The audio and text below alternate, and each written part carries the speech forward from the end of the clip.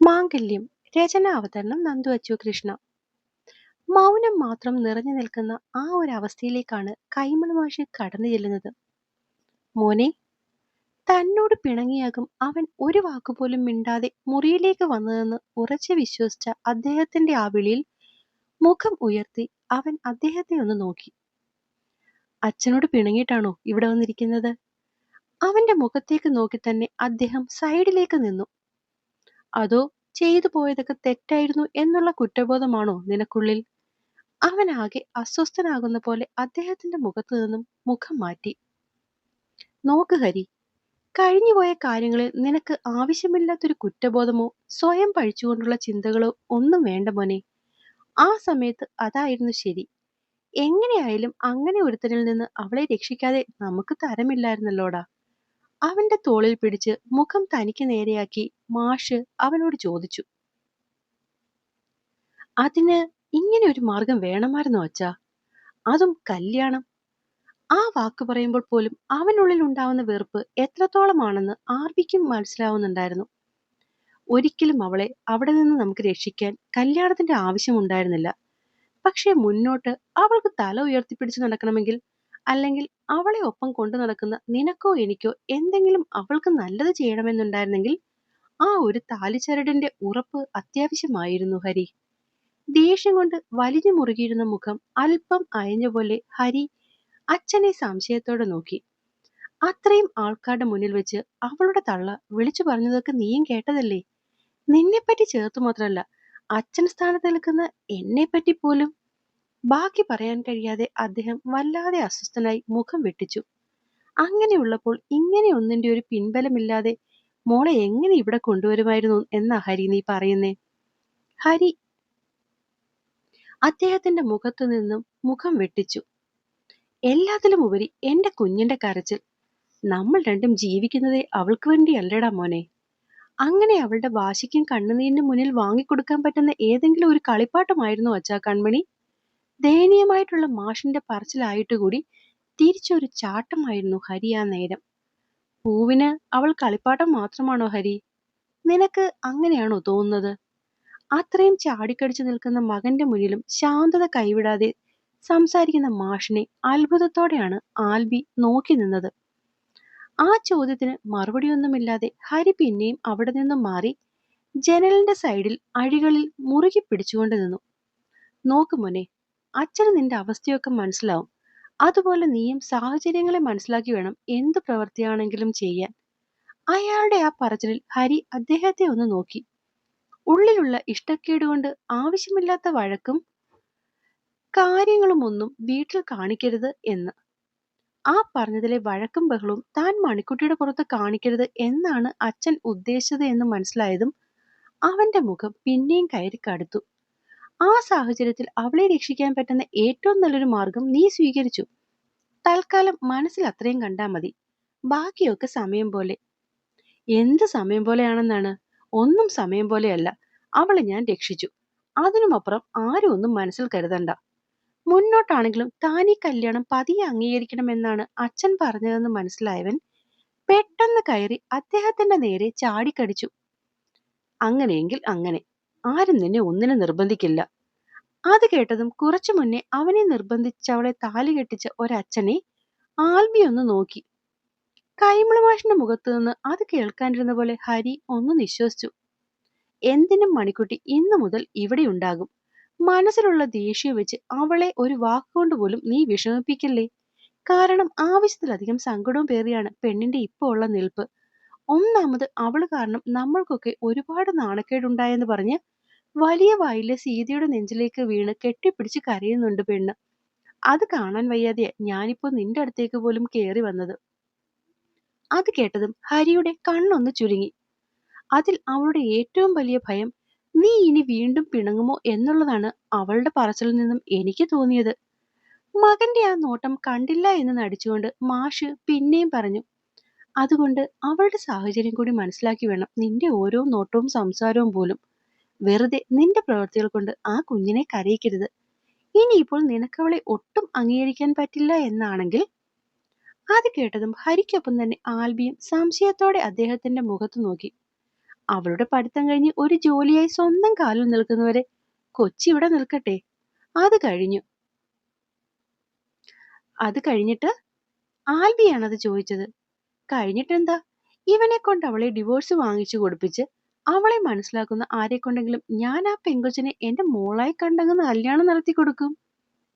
ഏ ഞെട്ടിക്കൊണ്ടുള്ള ശബ്ദം വന്നത് ആൽബിയിൽ നിന്നായിരുന്നു. ഏതാണ്ട് അതേ അവസ്ഥയിലൊക്കെ തന്നെയായിരുന്നു ഹരിയും ആ നേരം. ഹരി, ഉപദേശിക്കാനാണെങ്കിൽ നീ കൂടി തുടങ്ങല്ലേടാ. ഏയ്, ഉപദേശമൊന്നുമല്ല. എന്നാലും പറയുവാണ്, അവളെ നിനക്ക് ഇപ്പോഴല്ല എപ്പോഴായാലും അങ്ങനെയൊന്നും കാണാൻ വയ്യെങ്കിൽ മാഷ് പറഞ്ഞു തന്നെ ആടാ നല്ലത്. അതുവരെ തൽക്കാലം ഈ വീട് അവൾക്കൊരു ഷെൽട്ടർ ആകട്ടെ. അങ്ങനെ നീ ചിന്തിക്ക്. അപ്പൊ പിന്നെ നിന്റെ ഈ ദേഷ്യവും ഫ്രസ്ട്രേഷനും ഒക്കെ കുറെ അങ്ങ് മാറും. സോ നീ സമാധാനത്തിൽ കാര്യങ്ങളെ പറ്റിയൊക്കെ ഒന്ന് ആലോചിക്കുക കേട്ടോ. അവനോട് അത്രയും പറഞ്ഞുകൊണ്ട് ആൽബി മുറിയിൽ നിന്നും ഇറങ്ങിപ്പോയി. വരുന്നവർക്കും പോകുന്നവർക്കും ഒക്കെ എന്നെ അങ്ങ് ഉപദേശിച്ചാൽ മതി. എന്റെ മനസ്സിവർക്കാർക്കും കാണണ്ടാലോ. എന്തൊക്കെയോ പറഞ്ഞറിയിക്കാൻ കഴിയാത്ത ദേഷ്യം പോലെ കലിച്ചുകൊണ്ടവൻ മുറിയിൽ തന്നെ ഇരുന്നു. പുറത്തേക്ക് ഇറങ്ങിയവൻ ചുറ്റും നോക്കുന്നത് കണ്ടാണ് കൈമൾ അവന്റെ അടുക്കലേക്ക് ചെന്നത്. അവൻ എങ്ങനെയുണ്ട്? എന്താ ഇപ്പൊ പറയുന്നത്? അവന്റെ മുറിയിലേക്ക് എത്തി നോക്കി മാഷ് മെല്ലെയാണ് ആൽബിയോട് ചോദിച്ചത്. അവന്റെ മൂഡ് എന്താണെന്ന് മാഷ് കണ്ടതല്ലേ. ഇപ്പോഴും ഏതാണ്ടൊക്കെ അങ്ങനെ തന്നെ. ആൽബി മാഷിനെ ഒന്ന് നോക്കിക്കൊണ്ട് പിന്നെയും അകത്തേക്ക് നോക്കി. നീ ഇതാരെയാ തിരിയുന്നത്? മണിക്കുട്ടിയാണോ? അവൾ സീതയുടെ കൂടെ അവിടേക്ക് പോയിരിക്കുന്നു. പെൺകൊച്ചിന്റെ ഡ്രസ്സൊക്കെ അവിടെയല്ലേ? ഏ, അപ്പൊ ഇനി മുതൽ അവൾ അവിടെയാണോ? ഒന്ന് ഞെട്ടിക്കൊണ്ടായിരുന്നു ആൽബി അത് ചോദിച്ചത്.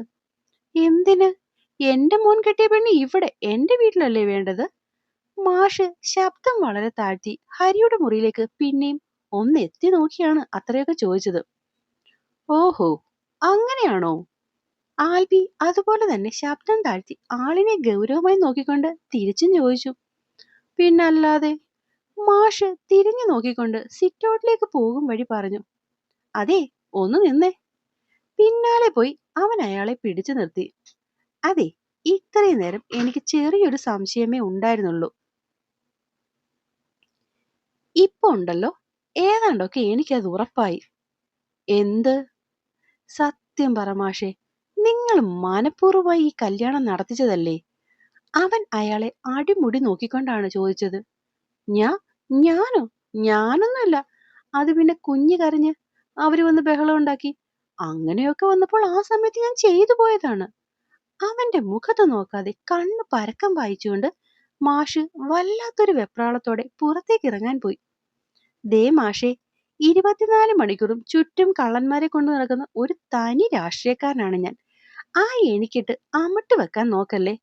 സത്യം പറ മാഷേ, ഇതൊക്കെ നിങ്ങളുടെ പ്ലാൻ അല്ലായിരുന്നോ? അയാളെ വിടാൻ ഭാവമില്ലാത്ത പോലെ അവൻ പിന്നാലെ ചെന്ന് കയ്യിൽ പിടിച്ചു നിർത്തി ചോദിച്ചു. നീ ഒന്ന് പോയേ ചെറുക്ക, ചുമ്മാ അന്തരീക്ഷത്തിൽ പടം വരച്ചോളും. മാഷ് ഒരുമാതിരി വരാലിനെ പോലെ അവന്റെ മുന്നിൽ നിന്നും പിടഞ്ഞു മാറാൻ നോക്കിയതും പിന്നിൽ നിന്ന് കേട്ട അവന്റെ ആ ചോദ്യത്തിൽ അയാൾ അനങ്ങാൻ വയ്യാത്ത പോലെ അങ്ങ് നിന്നുപോയി. ശരി, മാഷായിട്ടൊന്നും പറയണ്ട. ഞാൻ എന്റെ ഈ സംശയങ്ങളൊക്കെ ഹരിയോടൊന്ന് ചോദിക്കട്ടെ. ഒരാളും ചിന്തിക്കുന്നത് നല്ലതല്ലേ രണ്ടാൾക്കാർ ഒരുപോലെ ഒരു കാര്യം ചിന്തിക്കുന്നത്. പറഞ്ഞുകൊണ്ട് അവൻ തിരിയാൻ പോയതും മാഷ് ഓടിപ്പോയി അവന്റെ കയ്യിൽ പിടിച്ചു നിർത്തി. നിനക്കിത് എന്തിന്റെ കേടാ ചെറുക്ക? നിനക്കിപ്പോ എന്തുവാ വേണ്ടേ?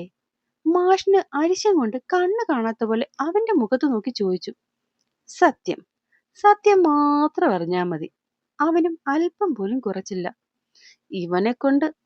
അയാൾ നെറുകയിൽ വിരൽ വെച്ച് ഒന്ന് വരഞ്ഞുകൊണ്ട് ആൽബിക്ക് നേരെ നോക്കി. അവനാണെങ്കിൽ കാര്യം പറഞ്ഞേ പറ്റൂ എന്ന മട്ടിലും. എടാ ആൽബി.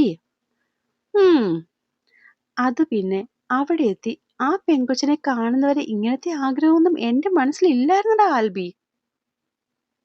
നിങ്ങൾ ഉണ്ടാകാൻ പോകുന്ന കുഴപ്പത്തിൽ നിന്നും നിങ്ങളെ പിടിച്ച് അതിൽ നിന്നൊക്കെ മാറ്റി കൊണ്ടുവരണം എന്ന് കരുതി മാത്രമാണ് ഞങ്ങൾ അവിടേക്ക് വന്നതും. പക്ഷെ ഇറങ്ങിയപ്പോൾ സീതയ്ക്ക് വന്നേ പറ്റൂ. അങ്ങനെ മോളും കൂടെയായി. അവിടെ എത്തി ആജാതി ബഹളമൊക്കെ നടന്നപ്പോഴും ആ പെൺകുഞ്ഞിനെ ആ കാട്ടാളന്മാരുടെ കയ്യിൽ നിന്ന് രക്ഷിക്കണമെന്ന് മാത്രമായിരുന്നു ഞങ്ങൾ ചിന്തിച്ചതും മനസ്സിലോർത്തതും. അപ്പോഴാണ് അവക്കടെ തള്ള ഇല്ലാത്ത തോന്നിവാസമൊക്കെ എന്റെ മോനെ പറ്റിയും എന്നെ ചേർത്തവിടെ വിളിച്ചു കൂവി പറഞ്ഞത്. അത് കേട്ടത് നെഞ്ച് തകർന്നു പോയടാ മോനെ. എന്തൊക്കെ കാരണം കൊണ്ടായാലും അവളുടെ കല്യാണം നീയും അവനും കൂടി അവന്റെ കൂടെ നടത്തില്ല എന്ന് ഞങ്ങൾക്കറിയായിരുന്നു. പക്ഷേ അങ്ങനെ ആ കൊച്ചിനെ ഇവിടെ വിളിച്ചുകൊണ്ട് വന്നാൽ, അല്ലെങ്കിൽ അപ്പുറത്തെ സീതയുടെ വീട്ടിൽ കൊണ്ടുവന്നാലും സ്വന്തം തള്ള അവൾക്ക് ചാർത്തിക്കൊടുത്ത പേര് മാറുവോടാ? അങ്ങനെയൊക്കെ ചിന്തിച്ചപ്പോഴാണ് സീതയുടെ കൂട്ടുകാരി നമ്മുടെ കുഞ്ഞിപ്പെണ്ണിനോട് എന്തോ പറഞ്ഞു കൊടുക്കുന്നത് കേട്ടത്. കണ്ണുനെ വേണം, കണ്ണുനെ കൊണ്ടുപോകണമെന്ന് പറഞ്ഞ് കുഞ്ഞിനോടാ അവരെ പറഞ്ഞത്. മോള് പോയി അച്ഛനെ കൊണ്ട് കണ്ണുനെ കല്യാണം കഴിപ്പിച്ചാൽ അവൾ എന്നും അവിടെ കാണുമെന്ന്. ആദ്യം അത് കേട്ടപ്പോൾ ഒന്ന് ഞെട്ടിയെങ്കിലും ഒരു നിമിഷം ഞാനും സ്വാർത്ഥനായി പോയടാ. അവളെപ്പോലെ അത്രയും നല്ലൊരു പെണ്ണ് എന്റെ മോനിരിക്കട്ടെ എന്ന് ഞാനും ഒരു നിമിഷം ചിന്തിച്ച് സ്വാർത്ഥനായിപ്പോയി. അയാൾ അത് പറയുമ്പോൾ ആൽബി ആ മുഖത്ത് നോക്കി ചിരിച്ചു. ഇത്തിരി സ്വാർത്ഥത കൊണ്ട് ഹരിയുടെ ജീവിതം നല്ലതാവുകയാണെങ്കിൽ സ്വാർത്ഥത എപ്പോഴും നല്ലതാ മാഷേ. അപ്പോൾ എന്നെ കേൾക്കുകയും വായിക്കുകയും ചെയ്യുന്ന എൻ്റെ കൂട്ടുകാർക്ക് കഥ ഇഷ്ടമാകുന്നുണ്ടെങ്കിൽ സബ്സ്ക്രൈബ് ചെയ്ത് സപ്പോർട്ട് ചെയ്യാൻ മറക്കല്ലേ. നന്ദി.